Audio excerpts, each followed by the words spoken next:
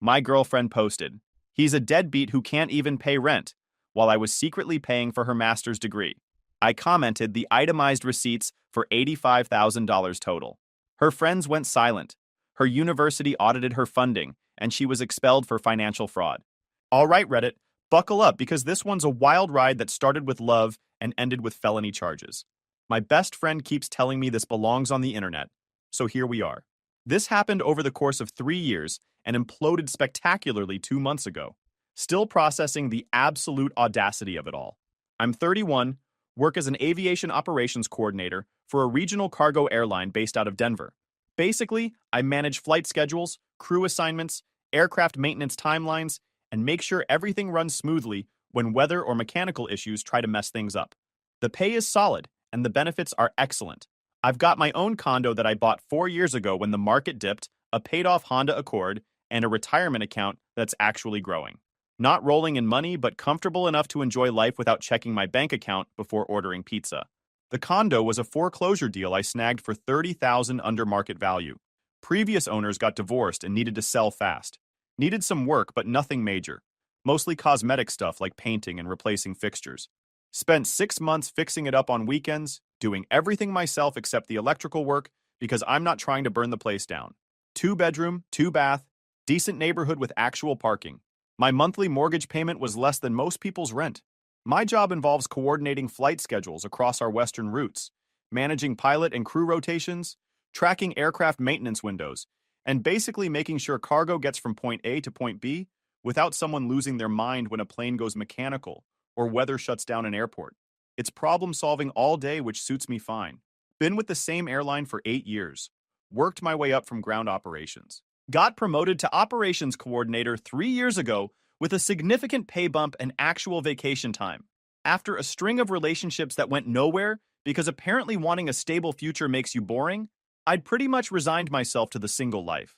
Was focusing on my career, started getting serious about fitness, picked up woodworking as a hobby, built myself a decent entertainment center and a coffee table that didn't wobble. Small victories. Then in spring 2021, I met Melissa at a mutual friend's housewarming party. She was getting her bachelor's in public health at the University of Colorado, Denver, working part-time at a campus bookstore to cover expenses. Smart, driven, talked about wanting to make a difference in healthcare access for underserved communities. Had this whole plan about getting her master's degree and eventually working for a nonprofit or government agency. We're talking genuine passion for her field. She'd go on these tangents about healthcare disparities and systemic barriers, getting all animated and intense. It was actually attractive watching someone care that deeply about something beyond themselves. Most people I knew just showed up to work for a paycheck and called it good. The party was at our mutual friend Brandon's new place in Capitol Hill. Showed up around 7 and found him in the kitchen, trying to figure out his new grill, while people stood around giving contradictory advice. Classic Brandon. That's when I noticed Melissa standing off to the side, watching the chaos with this amused expression. We ended up next to each other at the snack table, both reaching for the same bag of chips. Got to talking. Turned out she didn't really know Brandon that well either. He'd been dating her roommate briefly and invited both of them. The roommate had bailed last minute, so Melissa showed up alone out of obligation. We bonded over being the responsible ones in our friend groups. The ones who showed up on time, paid bills before they were due, actually read instruction manuals. First date was coffee on a Sunday afternoon. Nothing fancy, just this local spot near campus. We talked for 3 hours straight. She told me about growing up in a small town in Nebraska with a population under 2,000, being the first person in her family to go to college, wanting to prove that she could make something of herself. I told her about working my way up from ground operations to coordinator, about losing my dad young and having to figure out life without that guidance, about buying the condo and fixing it up myself. She seemed impressed that I had my act together, said most guys she'd met in college were still figuring out how to do laundry. My dad had been an aircraft mechanic before cancer took him when I was 19. Taught me to pay attention to details, follow procedures, and document everything. Those lessons stuck with me even after he was gone. We started dating officially a month later. She'd come over after her shifts at the bookstore, and I'd cook dinner while she studied at my kitchen table. Nothing elaborate, just simple meals. Pasta, stir-fry, occasionally something more ambitious when I had time to follow a recipe properly. Her apartment was this cramped studio she shared with 2 roommates. Thin walls, no privacy, constantly dealing with someone else's mess. The place was one of those converted houses near campus where a landlord had carved up every possible space into rentable units. She'd complain about how one roommate never cleaned the bathroom, and the other one had her boyfriend over constantly, loud, dramatic arguments about nothing. I'd listen to her vent while making dinner, thinking about how my spare bedroom was just sitting empty collecting dust. By October, her heating was broken, and the landlord kept promising to fix it, but never showed up. She was studying in the library until it closed every night because her apartment was freezing. That's when I seriously suggested she move into my spare room. 6 months in, I suggested she move into my spare bedroom. Not like moving in together officially, just converting my spare room into her space so she could focus on school without the roommate drama. I wasn't using it for anything except storing boxes and old furniture anyway. Told her she could pay me whatever she was comfortable with for rent, way less than splitting that studio 3 ways. She was hesitant at first, didn't want to feel like she was mooching or creating an imbalance in the relationship. I told her it made practical sense. She'd save money, have actual quiet space to study, wouldn't have to deal with inconsiderate roommates. Finally convinced her when I pointed out she could stop eating ramen for every meal. Melissa moved in December 2021. Set up the spare bedroom as her study space with a proper desk and bookshelves I built specifically for her textbooks. She'd stay there most evenings working on assignments while I worked on projects in the living room. Comfortable arrangement that worked for both of us. She graduated with her bachelor's in May 2022. I took the day off work to attend the ceremony, brought flowers, took her and her mom out to dinner afterward at this steakhouse she'd mentioned wanting to try. Her mom flew in from Nebraska, stayed at a hotel nearby, seemed genuinely grateful that someone was supporting her daughter. Her mom, Linda, was this no-nonsense woman who'd raised Melissa alone after her dad bailed when she was 6. Worked 2 jobs most of Melissa's childhood to keep things afloat. You could tell she was proud, but also worried about her daughter taking on more student debt for graduate school. Kept thanking me for being there for Melissa. Said it was good to know someone had her back. The graduation dinner was at Morton's downtown. Linda insisted on paying, but I wouldn't let her. She'd flown in on a budget airline and was staying at a Motel 6 to save money. Least I could do was cover a nice meal. We talked about Melissa's future plans, her job prospects, what she wanted to do with her degree. Melissa was beaming that night, talked about how she'd never thought she'd make it this far, how proud she was to be the first in her family with a college degree. Linda got emotional, said her daughter had worked harder than anyone she'd ever known. I felt good being part of that moment, felt like I was supporting something meaningful. During dinner, Melissa dropped the news that she'd been accepted into a master's program in public health at the same university. 2-year program would position her perfectly for the kind of career she wanted. Only problem? The tuition was steep, and her savings were basically non-existent after 4 years of undergrad. The acceptance letter had arrived 2 weeks earlier. She'd applied to 3 programs, and this was her top choice. Full-time program with a focus on health policy and rural health initiatives. Exactly what she'd been working toward. She'd applied for scholarships and grants, but only got partial funding, still looking at roughly $40,000 in additional student loans on top of what she already owed from her bachelor's. I could see the stress on her face when she talked about the debt, how it was eating at her. Her undergrad loans were already sitting at around $35,000. Adding another $40,000 on top would put her at $75,000 total debt. The weight of it was crushing her before she'd even started the program. I sat there listening to her talk through the logistics, watching her stress about money that I could actually help with. Had about $120,000 in savings between my emergency fund, investments, and general accounts. Wasn't rich, but I was comfortable. That's when I made what I thought was a supportive boyfriend decision. I told her I'd help cover the costs. Not like a loan that she'd have to pay back with interest, just helping my girlfriend pursue her dreams without drowning in debt. We'd been together over a year at that point. Things were serious, talking about long-term future. Seemed like the right thing to do. She tried to refuse at first, said it was too much money, and she couldn't accept that kind of help. I insisted. Told her to think of it as an investment in our future together. She could pay me back eventually if it made her feel better, but there was no pressure or timeline. We went back and forth about it for almost an hour. Finally convinced her when I pointed out that I'd spend more than that on a fancy car I didn't need. At least this way the money was going towards something meaningful. After a lot of back and forth, she finally agreed. Cried a little, hugged me tight, told me I was the best thing that ever happened to her. Here's where I need to break down exactly how much money we're talking about, because this becomes important later. Tuition for the master's program was $38,000 total across 2 years. She had $15,000 in scholarship funding and grants. That left $23,000 that needed covering. Then there were books and supplies. Roughly $2,000 per year because graduate-level textbooks are highway robbery. campus fees, technology fees, lab fees, all these random charges that added up to about $1,500 per semester, plus living expenses. I told her not to worry about rent, but she still had a car payment, insurance, phone bill, groceries, gas, all the regular life stuff. I started covering most of the household expenses so she could focus on school instead of working full-time. Did the math recently because I'm meticulous about finances. Over the course of 2 years, I spent roughly $85,000 supporting her education and living expenses. Tuition and fees, $26,000. Books and supplies, $4,000. Her car payment because she couldn't afford it while in school, $12,000. Insurance, phone, utilities in her name that I paid, $8,000. Groceries and household expenses, $20,000. Random costs like medical bills, car repairs, emergencies, $15,000. $85,000. I kept detailed records because that's how my brain works. Every tuition payment, every textbook purchase, every time I covered her car payment or insurance, I'd note it in a spreadsheet. Not because I was planning to hold it over her head, just because tracking expenses is second nature when you work in logistics. The spreadsheet was actually kind of satisfying to maintain. Had columns for date, category, amount, payment method, notes, color-coded by type of expense. Started as just a way to monitor my own budget, but became this comprehensive record of everything I'd contributed. Updated it every Sunday night while doing my regular financial review. She graduated with her master's in May 2024. I attended that ceremony too, brought bigger flowers, took her mom to an even nicer dinner. Melissa had already landed a job starting in June with a state health department.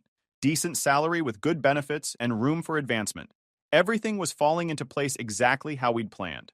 Her job was this policy analyst position focused on rural healthcare access. Exactly the kind of work she'd been passionate about.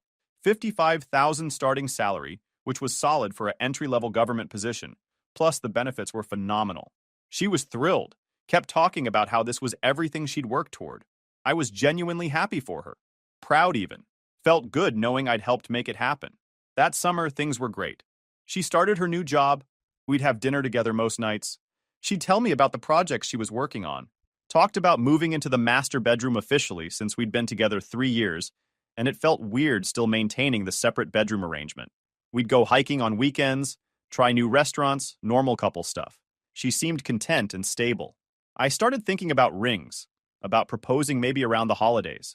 Had been looking at options online, trying to figure out what style she'd like. Then August hit and everything started shifting. She'd come home from work and immediately disappear into her room instead of hanging out. Started saying she was tired, needed alone time to decompress. Fair enough, new job stress is real, but it became every single night. When I'd suggest doing something together on weekends, she'd say she had plans with coworkers, making friends at the new job, networking, building professional relationships. Made sense, couldn't fault her for that. Started noticing other changes too. She'd changed her phone password. Used to be something simple we both knew. Suddenly it was different, and she got defensive when I mentioned it. Said she needed better security for work emails. Her work schedule became unpredictable. Late nights at the office, weekend projects that couldn't wait, urgent meetings that popped up last minute. I'd text asking when she'd be home and get vague responses hours later. But the distance kept growing. Conversations got shorter. She'd be on her phone constantly during dinner, barely making eye contact. When I asked about her day, I'd get one-word answers instead of the detailed stories she used to share. Started going out multiple nights a week, coming home late, said she was attending professional development events and networking mixers. I trusted her, didn't question it. She was building her career and I wanted to be supportive. The few times we did spend together felt forced, like she was checking a box on her schedule. We'd watch a movie and she'd be scrolling through her phone the whole time. I'd try to start a conversation and she'd give me distracted half answers. September rolled around and she started talking about getting her own place. Said she needed more independence, wanted to prove she could make it on her own now that she had a stable job. I was confused because things seemed fine with our living arrangement, but I didn't want to be that guy who pressured his girlfriend to stay somewhere she didn't want to be. We had this conversation one night in late September. She was packing up some of her stuff from the spare bedroom, putting books in boxes. I think I'm going to start looking for my own apartment. I was loading the dishwasher. Stopped mid-plate. Everything okay? Did something happen? No, nothing happened. I just think it's time, you know? I'm 26, have my master's degree and a career. Should probably live on my own for a bit. I mean, you can do whatever you want. Just seems sudden. She got defensive immediately, said I was being controlling, that she couldn't stay here forever, that she needed to experience independence. I backed off because I didn't want to fight about it. But it stung. After everything I'd done to help her get to this point, she was acting like living with me was some kind of burden she needed to escape. She found a place in October, one-bedroom apartment in a trendy neighborhood, way more expensive than necessary for someone fresh out of grad school. Rent was almost double what she'd been paying me. Place had a rooftop deck and a fitness center she'd never use. All the trendy amenities that cost extra. I helped her move even though it felt wrong. Carried boxes up 3 flights of stairs while she directed where everything should go. Her new co-workers showed up to help. People I'd never met. They gave me weird looks, like they'd already heard some version of me that wasn't flattering. Took 3 trips with my truck to get all her stuff moved. Furniture she'd accumulated, kitchen supplies, decorations. By the end of the day, I was exhausted, and she barely said thank you. Just seemed eager for me to leave so she could continue settling in with her new friends. After she moved out, we went from seeing each other daily to maybe once a week. She was always busy with work or plans with friends. Our relationship became these scheduled meetups instead of the natural daily interaction we'd had for 2 years. I tried talking to her about it in early November. Asked if she was having second thoughts about us, if there was someone else, if I'd done something wrong. She said I was being paranoid and insecure, that she just needed space to adjust to her new job and living situation. Red flags everywhere, but I ignored them because I'd invested 3 years and $85,000 into this relationship. Sunk cost fallacy in action. Then came December. December 3rd, to be specific. That's when my entire world got flipped upside down. I'm scrolling through social media during lunch break at work, just mindlessly browsing while eating a sandwich. Monday afternoon, slow day at the office, nothing urgent happening. That's when I see the post. Melissa had shared some inspirational quote thing about strong, independent women who don't need anyone. Whatever, pretty standard social media stuff. But the caption she wrote? Finally living my truth after dealing with a deadbeat boyfriend who couldn't even pay his own rent. Some people really think bare minimum effort is enough. Not anymore. I'm surrounding myself with people who actually have ambition and drive. I literally choked on my sandwich. Had to grab my water bottle and chug half of it while my coworker James asked if I was okay. Couldn't even respond. Just waved him off while trying to process what I'd just read. A deadbeat boyfriend who couldn't even pay rent? I own my condo outright at this point. Never missed a single mortgage payment in 4 years. My credit score is in the high 700s. I have emergency savings and retirement accounts. I'd literally been supporting her financially for 2 years straight. But that's not even the worst part. The comments were insane. All her friends jumping in with support, calling me a loser, saying she deserved better, encouraging her to block me and move on. People I'd met at gatherings, people I'd been friendly with, all piling on based on complete lies. Her friend Ashley commented, "Girl, yes! You carried that relationship for so long. Time to level up." Another friend, Katie, "I always knew he was holding you back. You're going to thrive now that you're free." Some dude named Jordan I'd never heard of. "Real men take care of their women, not the other way around. You dodged a bullet." Just absolutely vicious comments about how I was a leech and she'd been supporting me financially for years. Over 40 comments and climbing, all echoing the same sentiment. Poor Melissa finally escaped her deadbeat boyfriend. I sat there in my car reading through the comments, feeling my blood pressure spike with each new one. Part of me wanted to comment immediately, to defend myself and set the record straight. But I needed to think strategically. Needed to make sure when I responded, it would be devastating. Spent the rest of my lunch break pulling up that spreadsheet I'd maintained. Every single transaction, every payment, every dollar I'd spent supporting her education and living expenses over 2 years. Dates, amounts, categories, payment confirmations. The spreadsheet was organized by category and date, had tabs for tuition payments, books and supplies, vehicle expenses, utilities, living expenses, medical costs, and miscellaneous. Each entry included the date, vendor, amount, payment method, and notes about what it was for. Could see the whole story laid out in rows and columns. August 2022, first tuition payment of $6,800. September 2022, textbooks totaling $420. October 2022, her car payment when she said she couldn't afford it that month. November 2022, insurance payment, phone bill, groceries. On and on for 24 months straight. Every time I'd transferred money or paid a bill in her name, I'd logged it. Partly out of habit from work where documentation is everything, partly because I liked keeping track of our shared expenses. Never imagined I'd need it as evidence against character assassination. $85,000 of receipts. I went back to the office and told my supervisor I had a family emergency and needed to take the afternoon off. Got approved immediately because I never ask for time off and my work's always solid. We had light flight schedules that day anyway. Nothing urgent that couldn't be handled by the evening shift supervisor. James gave me a concerned look as I packed up my stuff, but didn't ask questions.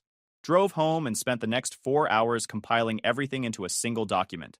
Took screenshots of bank statements, credit card statements, tuition payment confirmations, textbook receipts, everything. Organized it chronologically with running totals. Started with the bank statements. Had to log into 3 different accounts: checking, savings, and credit card. Downloaded PDF statements going back to summer 2022. Went through each one highlighting the relevant transactions. Transfers to Melissa for rent. Payments directly to the university. Online orders for textbooks shipped to her address. The credit card statements were particularly damning. Could see every Amazon order for required course materials. Every payment to the university bookstore. Every auto pay for her phone and insurance. My name on the account. Her bills getting paid. Then I pulled up email confirmations. Every tuition payment came with a receipt from the university. Had them all saved in a folder labeled Melissa Education. Subject lines like Payment Confirmation, Fall 2023 Tuition, with amounts and dates. Found receipts for textbooks going back 2 years. Anatomy texts, epidemiology workbooks, statistical analysis software. Prices ranging from $40 for used paperbacks to $300 for new hardcover required editions. Added up to over $4,000 just in course materials.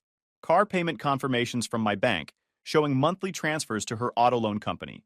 Insurance statements showing her vehicle covered under my policy as an additional driver with me paying the premium. Utility bills in her name with my bank account listed as the payment method. Phone bills showing her line on a family plan that I paid for.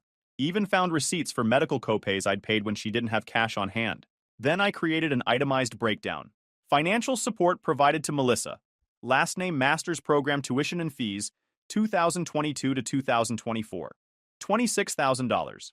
Fall 2022 semester, $6,800. Spring 2023 semester, $6,500. Fall 2023 semester, $6,400. Spring 2024 semester, $6,300. Educational materials and supplies, $4,000.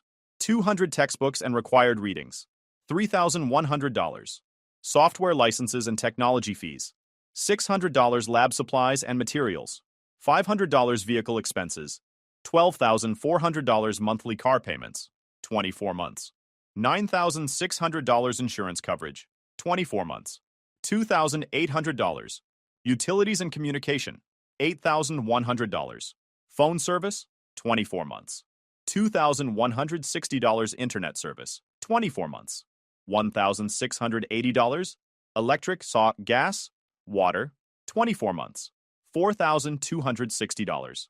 Living expenses, $19,800. Groceries and household supplies, $14,400. Fuel for commuting, $3,200. Miscellaneous daily expenses, $2,200. Medical and emergency costs, $14,500. Health insurance copays, $3,200. Dental work not covered by insurance, $4,800. Car repairs and maintenance, $4,700. Emergency expenses, various, $1,800. Total, $85,000. Attached to every line item were actual receipts, transaction records, bank statements showing the transfers, everything. Irrefutable proof. Uploaded everything to cloud storage and created shareable links. Made sure the permissions were set to view only, so nobody could claim I'd edited anything after the fact. Organized the files by category with clear labels so anyone looking could verify the information easily. By the time I finished, it was almost 7 p.m. Had been working on this documentation for nearly 5 hours straight. Hands were cramping from typing. Eyes were strained from staring at bank statements and receipts. But I had what I needed. A complete, itemized, fully documented breakdown of exactly how much of a deadbeat I'd been. Then I sat on it for a day. Wanted to make sure I was doing this for the right reasons, not just out of anger or hurt feelings. This wasn't something you could take back once it was out there. Nuclear option territory, slept on it. Woke up the next morning and checked her social media again. The post was still up. Comments had grown to over 100. People were still calling me a deadbeat, a loser, a waste of space. She hadn't corrected anyone or taken it down, hadn't even tried to soften the narrative or suggest people didn't know the full story. Actually seemed to be enjoying the attention. Posted a follow-up comment saying, "Thank you all for the support. It means everything to know I'm not alone in this." Not alone in lying about me, apparently. That's when I decided she'd chosen her path, and I was going to light it on fire. December 4th, around 2 p.m., I posted my response as a comment on her original post. Interesting characterization. Here's an itemized breakdown of the $85,000 I spent supporting your master's degree and living expenses from 2022 to 2024, since apparently I'm a deadbeat who can't pay rent. Then I posted the entire breakdown with links to a cloud storage folder containing all the receipts and documentation. Hit send and watch the chaos unfold in real time. The first few minutes were silent.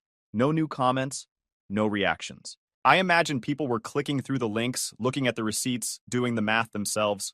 Then her friend Ashley deleted her comment. Then Katie deleted hers. Then about 15 other people who'd called me names deleted their comments within 10 minutes. The likes on her original post started disappearing.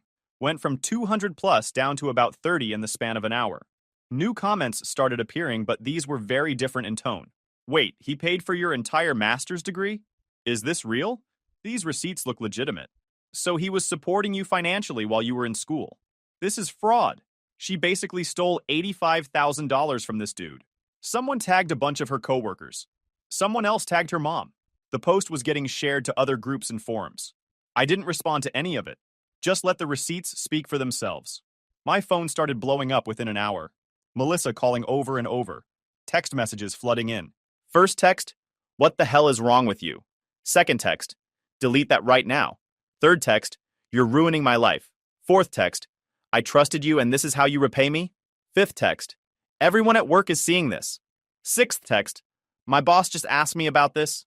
Seventh text, "You're a terrible person." Eighth text, "I can't believe I ever loved you." Ninth text, "Please take it down, I'm begging you." 10th text, "I'll pay you back every cent, just delete it." The texts kept coming. Watched them roll in, one after another. Each one more desperate than the last. Could practically hear the panic in her typing. The realization that she'd massively messed up starting to sink in. I didn't respond to any of them. Blocked her number and went about my evening like nothing happened. Made myself dinner. Grilled chicken with roasted vegetables. Watched a few episodes of that show I'd been meaning to catch up on.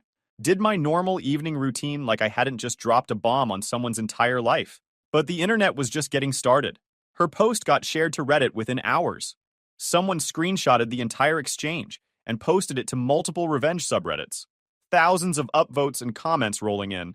People calling it the best pro-revenge they'd seen all year. Then Twitter picked it up. The screenshots spread like wildfire. Quote tweets with commentary about financial manipulation and relationship red flags. People sharing their own stories of partners who'd used them financially. Local community groups on Facebook got hold of it. Denver moms groups, young professionals networks, even alumni groups from the university. Everyone weighing in with their takes. The story went viral locally. Woman calls boyfriend deadbeat after he spent $85,000 on her education. Local news blogs picked it up by December 5th. Gossip Instagram accounts dedicated to Colorado drama posted about it. It became this whole thing about financial abuse and relationship manipulation. Comment sections were brutal. Thousands of people calling her out, pointing out the hypocrisy, sharing the screenshots with annotations highlighting specific receipts. Her face and name were everywhere, attached to this narrative of fraud and manipulation. Some people tried defending her, said maybe there was more to the story. Maybe I'd been emotionally abusive and the money was compensation. Maybe I was lying about the amounts. But the receipts were all there, publicly accessible, impossible to dispute. Others said I was just as bad for exposing her publicly instead of handling it privately. Said real men don't air their dirty laundry on social media. That I was petty and vindictive for embarrassing her like this. Someone from her workplace apparently saw it and shared it internally. By December 5th, multiple people from her office had viewed the evidence folder. Her professional reputation was getting shredded in real time.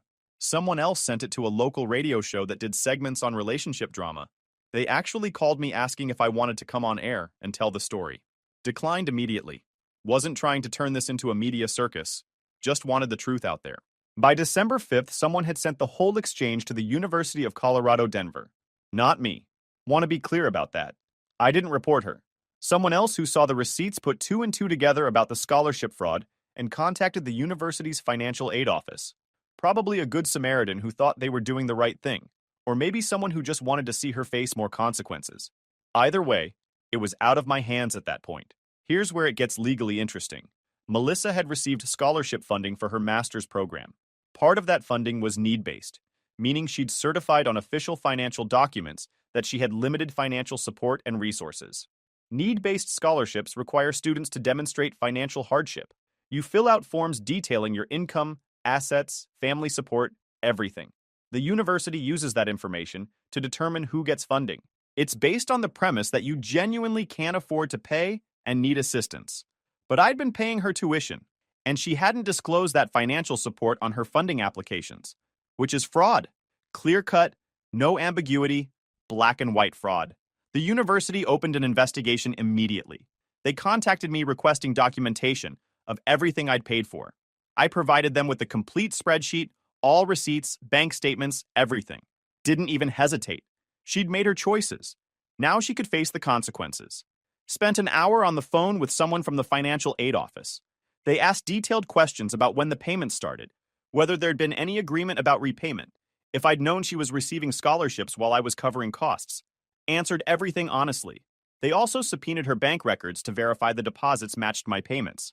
Standard procedure for fraud investigations, apparently. Wanted to confirm that the money I claimed to have sent actually showed up in her accounts. The investigation expanded from there. They pulled her original financial aid applications and compared them to the evidence I'd provided. Started looking at what she'd claimed versus what her actual financial situation had been. The discrepancies were obvious. Her scholarship application from 2022 stated she had no outside financial support beyond a small income from her bookstore job, listed her expected annual expenses, and showed a significant gap between income and costs. Based on that gap, she'd been awarded $15,000 in need-based funding across 2 years. But my records showed I'd been covering $26,000 in tuition alone, plus thousands more in living expenses. She'd effectively gotten scholarship money for expenses that were already covered, then used that scholarship money for other things. Double dipping from both the university grants and my wallet. Turns out not only had she not disclosed my financial support, she'd actually used the scholarship money she received for other expenses while I was covering her actual costs. Essentially double dipping from both the university grants and my wallet. Taking need-based aid meant for students who actually needed it while having her bills paid by someone else. The university's investigation took about 6 weeks. During that time, Melissa tried everything to reach me. Showed up at my condo crying, saying it was all a misunderstanding and people were taking things out of context. I didn't answer the door. Watched through the peephole as she stood there for 20 minutes knocking and pleading. Eventually left after a neighbor asked if everything was okay. She came back 3 more times over the following week. Different times of day, probably trying to catch me off guard. Morning before work, afternoon on a weekend, late evening. I ignored her every time. Had no interest in her excuses or manipulations. Left notes under my door.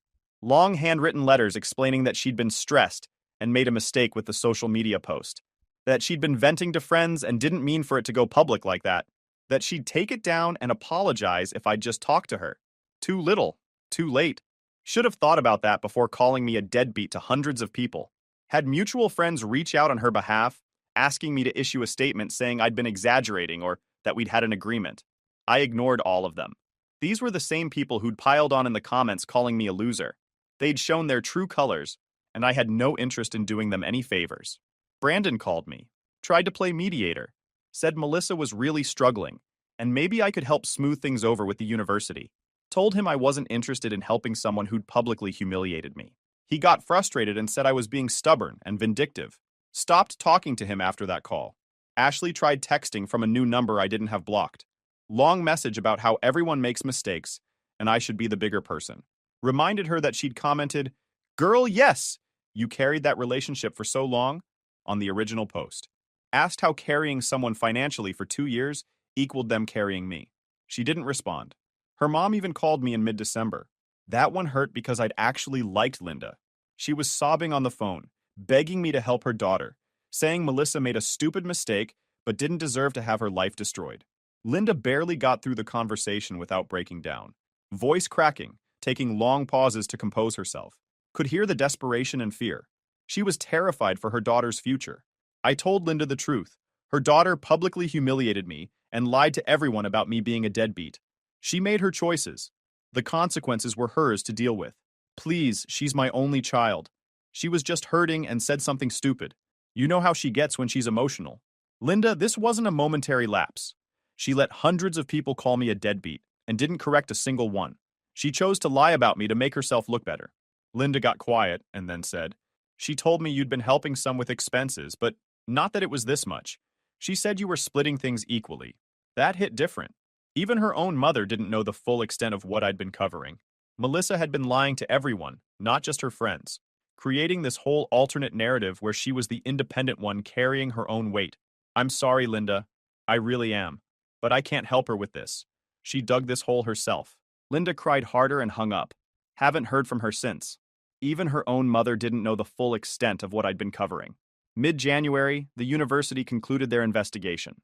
Melissa was found to have committed financial fraud by failing to disclose substantial financial support on her funding applications. The university revoked her master's degree and expelled her retroactively. Let me repeat that. They revoked her degree, the piece of paper she'd spent 2 years earning, the qualification she'd gotten her current job with, gone. The university also demanded repayment of the $15,000 in scholarship funds she'd received, gave her 30 days to return the money or face legal action. Her employer found out within 48 hours. Hard to keep that quiet when it becomes public record that your degree was revoked for fraud. They fired her in late January for misrepresenting her qualifications during the hiring process. Got a letter from her lawyer in February trying to negotiate a settlement.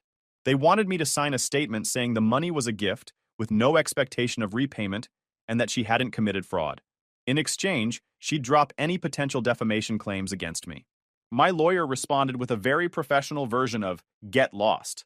Pointed out that I had documented proof of every dollar spent, that her public post was the actual defamation, and that she'd committed verified fraud. They backed off after that. March rolled around, and I heard through Brandon that she'd defaulted on the first payment to the university. They'd sent her account to collections.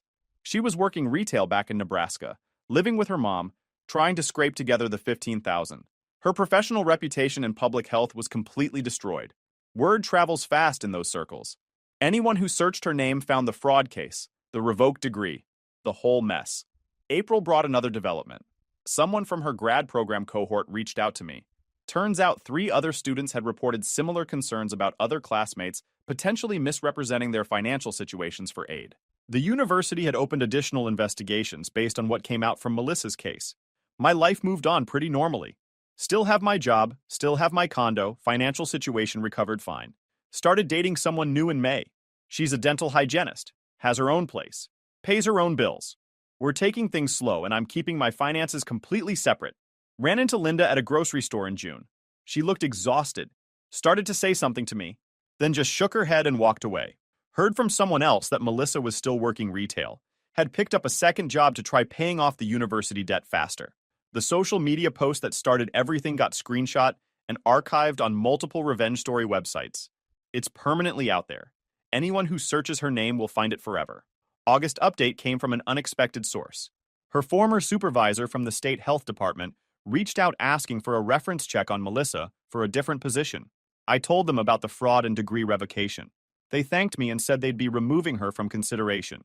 She tried getting into a different master's program at a smaller school in Nebraska. They rejected her application once they saw the fraud on her record from CU Denver. Academic fraud basically blacklists you from most legitimate programs. Last I heard in October, she'd saved up about $8,000 of the $15,000 she owed. Still had $7,000 to go, plus whatever her undergrad loans were. Collections agency was threatening legal action if she didn't pay faster. Meanwhile, I'm doing fine. Got a promotion at work in September to senior operations coordinator with a nice raise and better schedule. The new girlfriend and I took a vacation to Seattle. Life's pretty good when you're not funding someone else's lies. If you enjoyed this video, please hit that subscribe button. It really helps the channel and help us bring you more and better stories. Thanks.